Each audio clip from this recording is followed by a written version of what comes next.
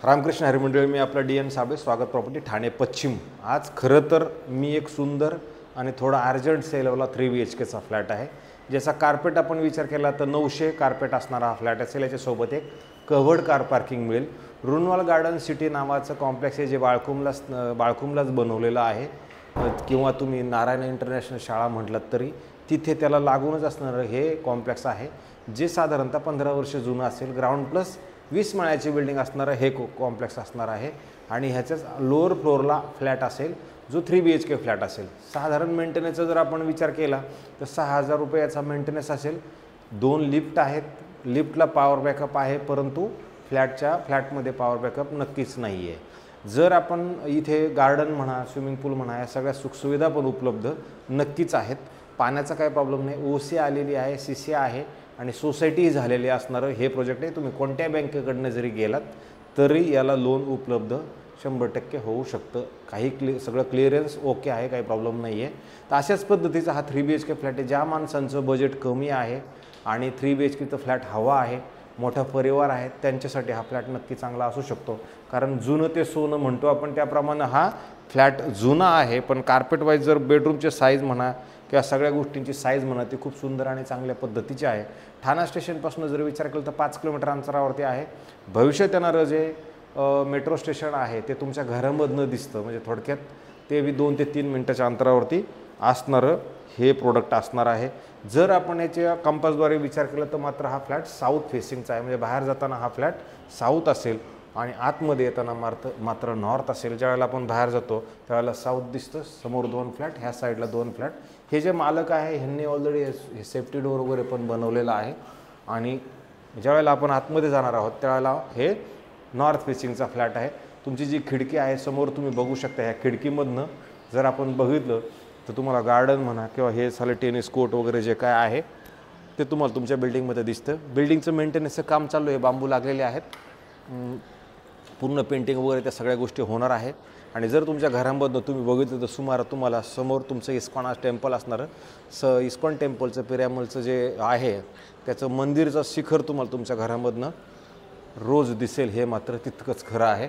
आणि जर आपण हॉलचा विचार केला तर हा 16 बाय 12चा हॉल असणार आहे। 16 फूट बाय 12 फूट इतका मोठा असा हॉल असेल। आणि हॉलच्या आपण जर ह्या साईडला आलो तर तुम्ही ह्या साईडला 11.5 बाय 8चं L शेपचं किचन आहे, ज्याच्यात मॉड्युलर किचन वगैरे, गॅसची पाईपलाईन ही सगळी आलेली आहे। हाय एरियाच कपाटाचा एरिया आपण मोजलेला नाही, पण तुम्हाला कपाटही मोठं आणि प्रशस्त तुमच्या किचनमध्ये आहे, जे स्टोरेजसाठी उपलब्ध होऊ शकतं। हा एरिया आपण काउंट केलेला नाही आहे, वरती पण स्टोरेजसाठी ऑलरेडी त्यांनी बनवून ठेवलेला आहे। आणि नंतर जेव्हा आपण हा पॅसेजचा जर विचार केला तर 16 बाय 3चा हा पॅसेज तुम्हाला एवढा मोठा मिळतो। आणि ह्या साईडला जर आपण आलो तर 7 बाय 4चं तुम्हाला इथे बाथरूम आहे, टॉयलेट आहे, वॉशरूम आहे। आणि इकडे जर आलात तर तुम्हाला वॉशिंग मशीनसाठी परत मोठी जागा आणि इथे ACचे डक्ट वगैरे सेट केलेले आहेत। तर अशा पद्धतीचं खरं तर हे जागा आहे। आणि त्याच्यानंतर ज्यावेळेला आपण ह्या वॉशरूममधनं बाहेर येणार आहोत तर इमिडिएटली तुम्ही अपोजिट डायरेक्शनला जर आपण आलो तर इथे तुम्हाला परत एक बेडरूमची सुविधा दिलेली आहे, जे बेडरूम तुमचं गार्डन फेसिंगला असणार आहे। इथे त्यांनी कडप्पा लावून बसण्यासाठी म्हणा, सामान ठेवण्यासाठी तयारी केलेली आहे।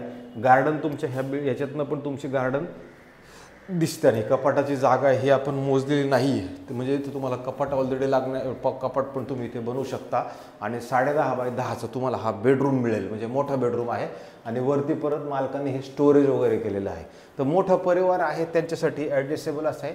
तुम्ही बाहेर आलं तर परत हे बाथरूमच्या वरती पण बघू शकता, इथं स्टोरेज म्हणा, कपडे टांगायला जागा म्हणा, त्या सगळ्या गोष्टी ऑलरेडी ह्या मालकांनी करून ठेवलेल्या आहेत। आणि परत जर आपण पुढे आलो तर ह्या साईडला एक मोठं बेडरूम आणि ह्या साईडला एक मोठं बेडरूम, असे 2 बेडरूम तुम्हाला परत मिळतील।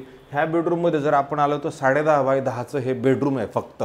आणि जर ह्या बेडरूमची आपण साईज बघितली, बेड वगैरे लागलेला आहे। ह्याच्यातनं जर तुम्ही बघितलं तर समोर बघा तुम्ही मेट्रो स्टेशन, तुम्हाला तुमचं मेट्रो स्टेशन, बाळकुंबचं मेट्रो स्टेशन तुम्हाला ऑलरेडी तुमच्या घरामधनं प्रॉपरली दिसतंय। बिल्डिंगचं मेंटेनन्सचं बाहेरनं काम चाललेलं आहे। आणि हा कपाटाची जागा आहे, ही पण आपण मोजलेलं नाही, पण कपाट जर बघितलं तर त्याची कपाटाची साईज पण तुम्हाला मोठी, प्रशस्त आणि चांगली मिळते। अशा पद्धतीचं हे आहे। म्हणजे ह्याच्या साईडला जर गेलं तर इथं परत तुम्हाला एक वॉशरूम, बाथरूम, टॉयलेटची सुविधा आहे, जे 6.5 बाय 4चं बाथरूम, वॉशरूम, टॉयलेट तुम्हाला इथे पण मिळतं। थोडं फर्निचरचं काम करून तुम्हाला घेणं जास्त गरजेचं नाही, पण फॉल सिलिंग वगैरे करणं गरजेचं आहे.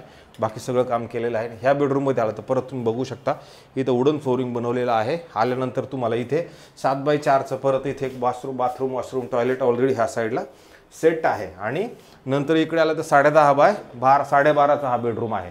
हा बेडरूम खूप मोठा प्रशस्त आणि चांगला आहे. याची जागा आपण कपाटाची मौल्यम कपाट पण बनवलेलं आहे. चांगलं मजबूत कपाटही आहे. याच्यात काय करायची गरज नाही. ह्या साईडला तुम्ही बघू शकता की बेड आहे.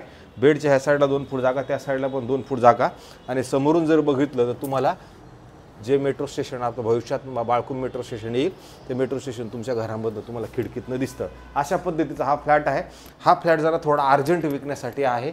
मालकाला अर्जंट पैशाची गरज आहे, त्याच्यामुळे ह्याच्यात कोणत्याही बँकेकडनं लोन होऊ शकतं. म्हणून मालकाने ह्याची किंमत जी आहे 1,40,00,000 रुपये ठेवलेली आहे. निगोशिएबल किंमत असणार आहे. ज्यावेळेला तुम्हाला घर पसंत पडेल त्यावेळेला तुम्हाला ते कमी करण्याचे नक्की चान्सेस उपलब्ध आहेत. अशाच पद्धतीचे नवीन आपण फ्लॅट सगळ्यांना रोज दाखवतोय, खंड न पडून न देता. म्हणून माझी एक सगळ्यांना हात जोडून नम्र विनंती आहे की जास्तीत जास्त लोकांनी फ्लॅट बघावे आणि आम्हाला जास्तीत जास्त लोकांनी सबस्क्रायबर्स करावं, हीच मी तुम्हा सगळ्यांना हात जोडून नम्र विनंती करतो. तुर्तास थांबतो मंडळी. रामकृष्ण हरी.